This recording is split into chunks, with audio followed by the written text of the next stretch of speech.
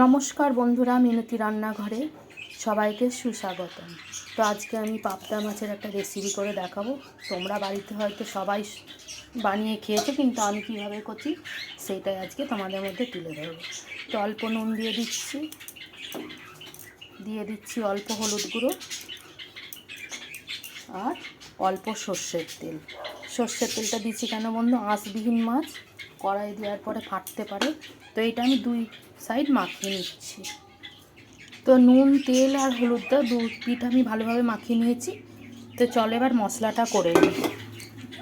তো মশলাটা আমি শিলেই বেটে নেবো, তার জন্য নিয়েছি 4 চামচ কালো সর্ষে, তোমরা 2 রকম সর্ষে দিয়েও করতে পারো।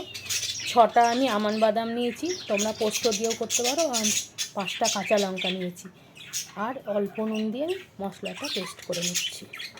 তো দেখো মশলাটা আমার খুব মিহি করে পেস্ট হয়ে গেছে, এবার তুলে নিচ্ছি। তো গ্যাস জ্বালিয়ে আমি কড়াই বসিয়ে দিয়ে দিচ্ছি সর্ষের তেল। এবার মাছটা ভেজে নেব। আমি অল্প আঁচে মাছটা ভেজে নেব।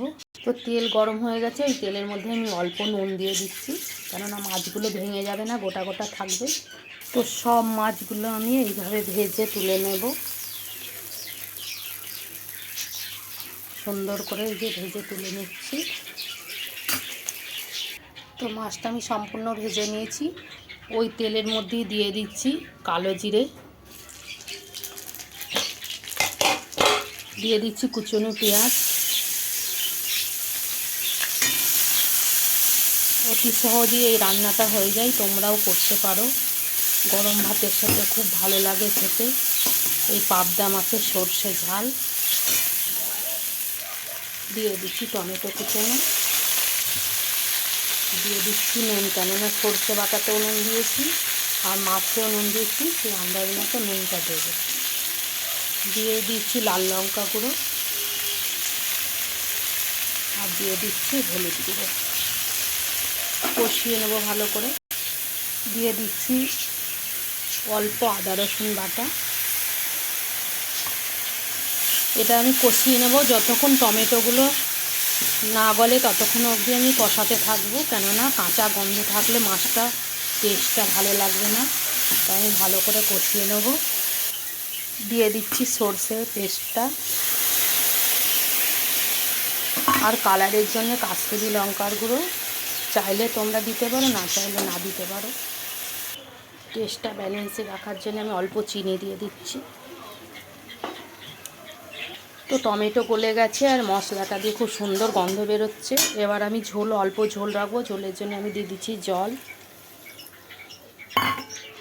তো ঝোলটা ফুটে উঠেছে, এবার আমি ভেজে রাখা মাছগুলো দিয়ে দিচ্ছি। পাশে একটু নেড়ে নিচ্ছি, উল্টে একটু চাপা দিয়ে দেবো। রান্নাটা আমার হয়ে গেছে। এবার দুটো কাঁচা লঙ্কা দিয়ে দিলাম, উপর থেকে ধনেপাতা ছড়িয়ে দিলাম, আর কাঁচা সর্ষের তেল দিয়ে দিলাম। সর্ষের তেল দিলেই যে কোনো পোস্ত সর্ষে দেওয়ার তরকারি টেস্টটা বেড়ে যায়। কাঁচা সর্ষের তেল দিয়ে নামিয়ে নিচ্ছি। চলো এবার নামিয়ে নিই। তো দেখো পাবদা মাছের ঝাল আমার সম্পূর্ণ রেডি। ভিডিওটা ভালো লাগলে আমার পাশে থেকো, লাইক শেয়ার কমেন্ট করো। চলো টাটা।